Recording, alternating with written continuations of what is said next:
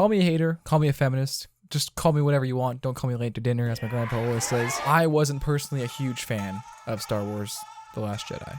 That movie got a lot of flack, and there's a lot of reasons why. We're not talking about that today. Today we're talking about The Mandalorian. I wanted to start with The Last Jedi, though, because I want to point out one big thing before I get into my opinion and what I thought of The Mandalorian show so far. I want to start by saying that I am a huge fan of Star Wars. I always have been. I grew up on it as a little kid. With my 3 older brothers, we've always loved watching Star Wars. It was a thing that my dad hooked us on, and we've loved it ever since. When the prequels came out, I loved him. All right, I'm not going to sugarcoat it. I loved him, and I know a lot of people hate them for various different reasons. I think I loved them more because I just grew up with them. Yeah, Jar Jar Binks, you know what? Maybe we could just do without him. But the rest of it, I was pretty on board with. The new Star Wars movies, though, the 2 new ones we have and the 3rd one coming out this December, I was a little on the fence. First time watching The Force Awakens in theaters, totally, I was in tears. I loved it. It was amazing.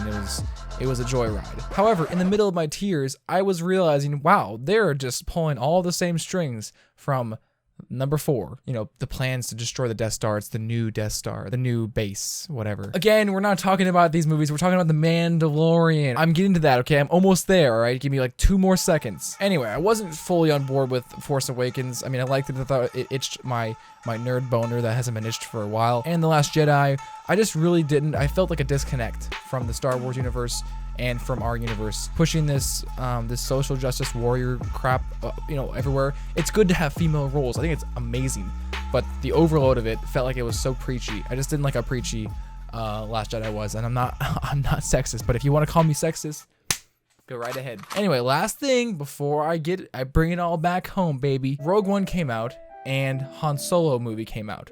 Those were the 2 Star Wars story movies that they tried to do, and a lot of people apparently hated the Han Solo movie, so they didn't do any more. I actually liked both of those a lot more than these new Star Wars movies. So what I'm trying to get at here is, I'm a huge Star Wars fan, and these things have been on and off throughout the last year, like the last couple years. You know, it's been like good, and then it's like, oh, Disney took a huge shit on me again. Okay, so I did not know what to expect going into The Mandalorian. I had high hopes. It looked pretty awesome. Jon Favreau was behind it, so it looked really good from the trailer. And the thing is, it's like going to a restaurant so many times and getting the wrong order. You know, you want something, and then you hesitate on when a friend recommends that restaurant. You're like, you know what? Maybe I don't want to go, because in the past they've me. I have Disney Plus. I was really hesitant on watching it. It was like sitting there in the corner of my eye. I was like, damn, should I watch this or should I not? And I was aware that there's only 3 episodes so far. When I'm recording this video currently, which is the 23rd of November 2019, there was only 3 episodes when I watched them. I bit the bullet. I watched it. I thought, you know what? I might as well be in the loop. The whole Baby Yoda meme. And to my surprise, it really wasn't bad. It didn't feel like a Disney Star Wars TV show. It felt like a Star Wars TV show.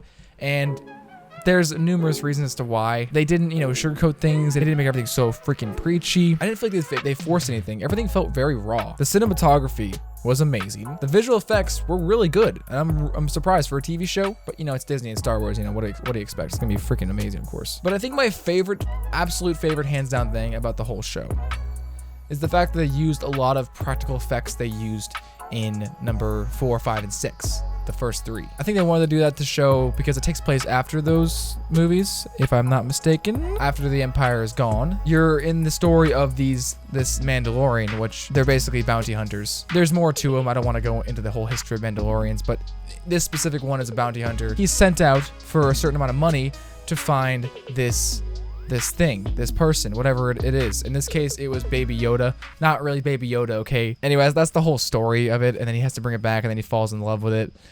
Spoiler alert. But again, my favorite part of The Mandalorian, these 3 episodes that I watched, which by the way, they're 40 minutes long. I kind of got sucked in. I was only going to watch the first one. I ended up watching them back to back to back, because I'm a Star Wars nerd, and kill me.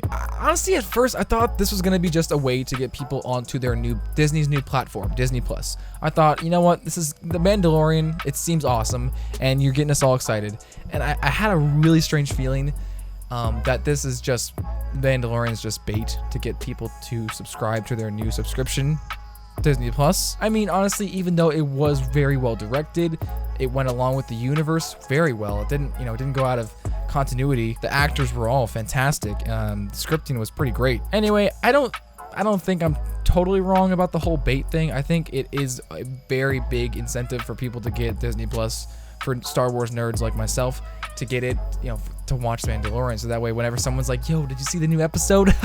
Of course I didn't. I don't have Disney Plus. What the f are you doing? I think my only other real problem with this, I mean, honestly, like I said, things I mentioned, they're not real problems. I think this show did a great job. It checked off all the check marks, and I'm very shook, is what I'm trying to say. Is I'm very surprised, because I had very low hopes for this. It excited me, but I had low hopes, just because the other movies, the Star Wars movies that are new, just really put a bad taste in my mouth these last couple years, and it sucks, because I really like Star Wars, and it's a passion of mine. All right, I love it. I just want Disney to understand that we love it, and we don't want you to do all over it. All right, where it ends now is, by the way, spoiler alert. Okay, where it ends now is that, you know, Yoda, little baby Yoda, and the Mandalorian, they fly off in the ship, presumably going on adventures and stuff. The main guild leader for the bounty hunters is still alive. They showcased that pretty obviously.